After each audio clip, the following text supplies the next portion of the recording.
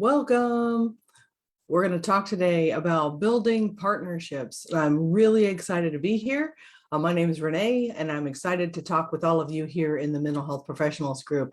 Thank you so much for joining us today. I am excited that you're here, and let's chat about partnerships. And so you may be thinking, what in the world does that have to do with mental health or self-care or anything else? Actually, it has a lot to do with it, because you're going to really want to have supportive people in your corner if you are trying to stay healthy, be healthy, or even trying to change a policy. How do you find people that care about the same things you do? And so we're going to talk today about maybe if you had a project. So thinking of something that you're trying to do, to improve, to change, and you need to figure out who cares about the same thing that I care about so that we can work together. How do you know who those people are, and then how do you find them? Because it's going to be really important to think about how we do this in order to be successful. Because research shows that you are most like the 5 people you hang around with the most, right? We talked about that last week with being authentic. But it also, those people that you hang around can really help move your goals forward or can set you back.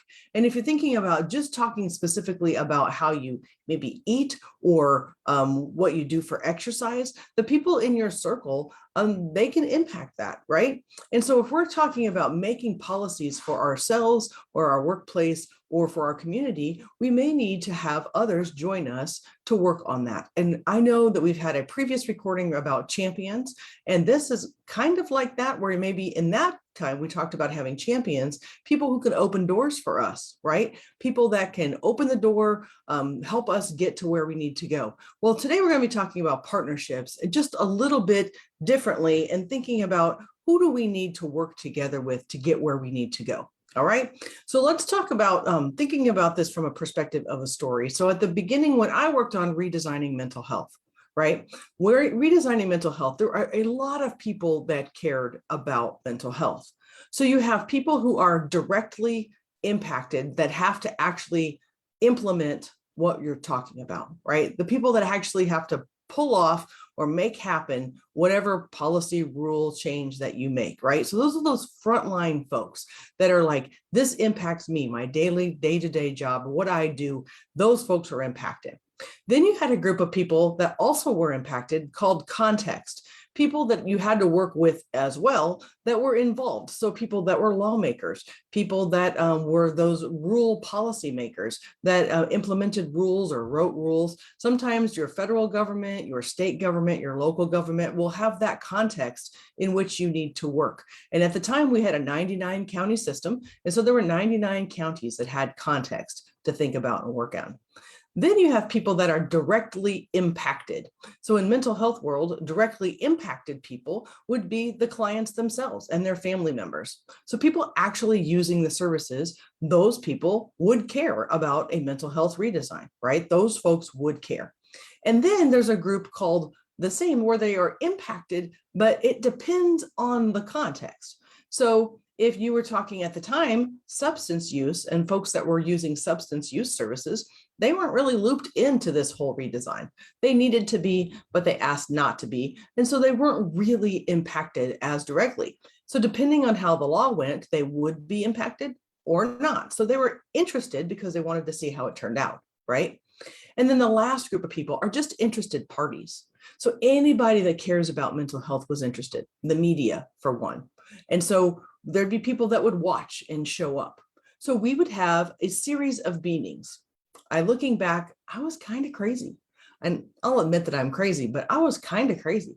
I did 7:30 a.m. meetings a couple of days a week for months, driving people to the Capitol to these meetings as we beat the drum, as we moved the ball forward to make change.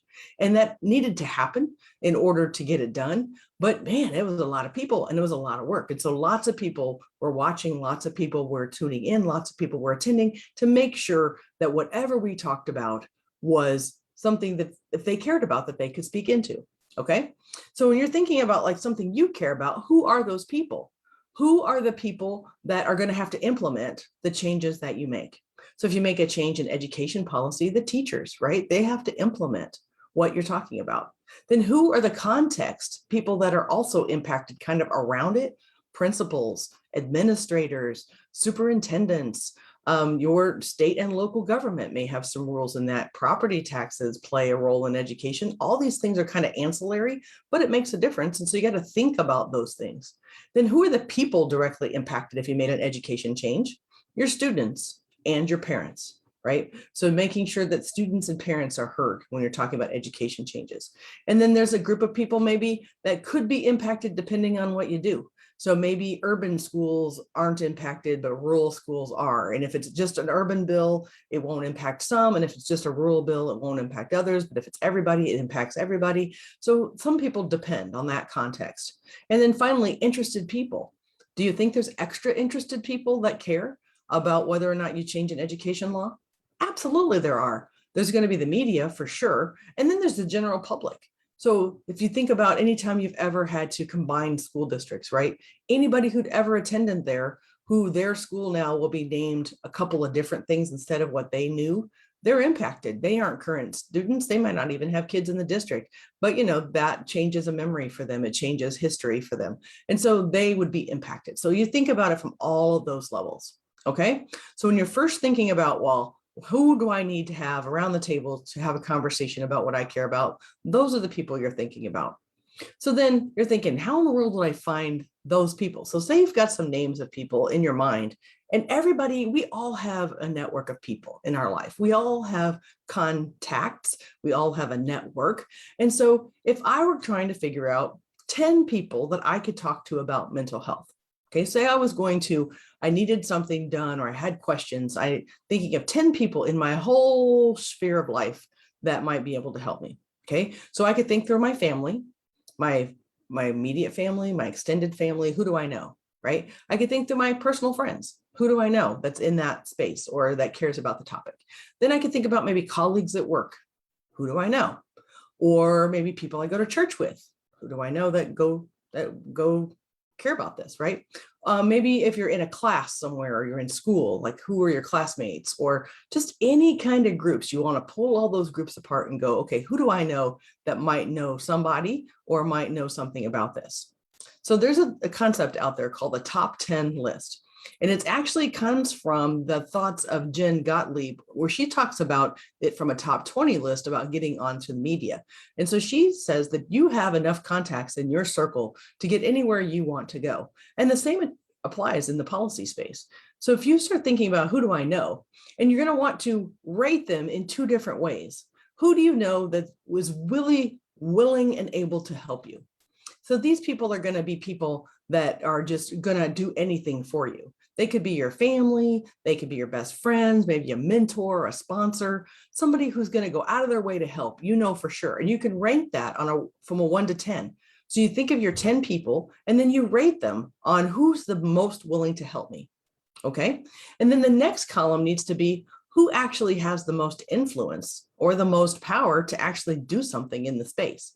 So for example, my mom would move heaven and earth for me, but my mom isn't in this space at all.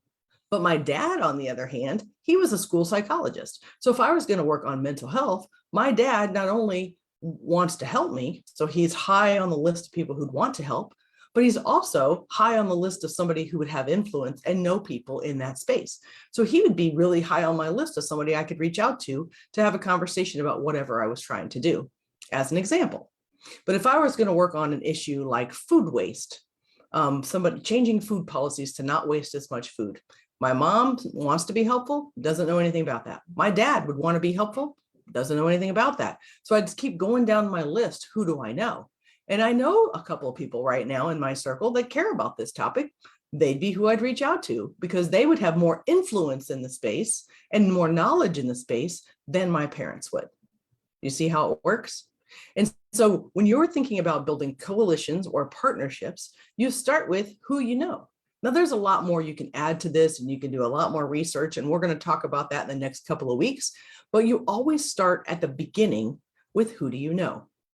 And so when you're trying to figure out anything for yourself, if you're trying to make yourself feel better, you're trying to make yourself do better with nutrition, you're trying to make yourself exercise more, who do you know?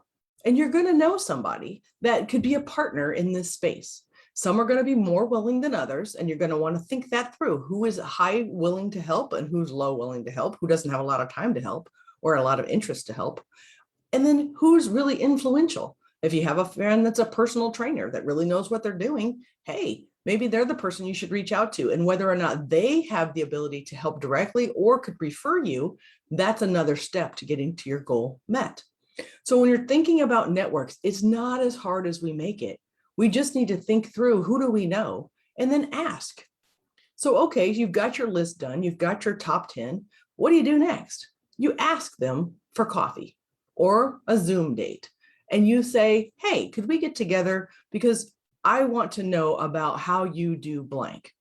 Don't ever say you want to pick somebody's brain. That doesn't sound right. Who wants your brain picked? That's like picking your nose or something. Tell them what about them that you want to talk about. What do they have or that you see in them or something they've done that you can ask logical, educated questions about and say, I am looking to work on this topic. And I know you have this experience, you have this expertise, you have these contacts, you have whatever. Would you mind getting together with me for a short time, say 15 minutes, half an hour, and talk with me about this? And so I can have a good idea of some next steps that I can follow. And almost anybody could make 15 minutes to half hour work for you. Don't expect it to be all day. Don't expect it to be a really long meeting, but people are going to be generally willing to help if they can. Or they may say, you know what, I can't do that, but I know somebody, and here's a phone number of who you can call to have this conversation. All of that leads you to where you need to go. All right, so we're going to talk this week again about partnerships. If this is something that you need to know more about or need to work on, comment below partnership. And we're going to talk more about this in the next couple of weeks about how do we build these partnerships to help us move in the direction that we want to go. All right, so don't forget, comment below partners, and we'll see you back here again next week. Have a great day, everybody. Bye.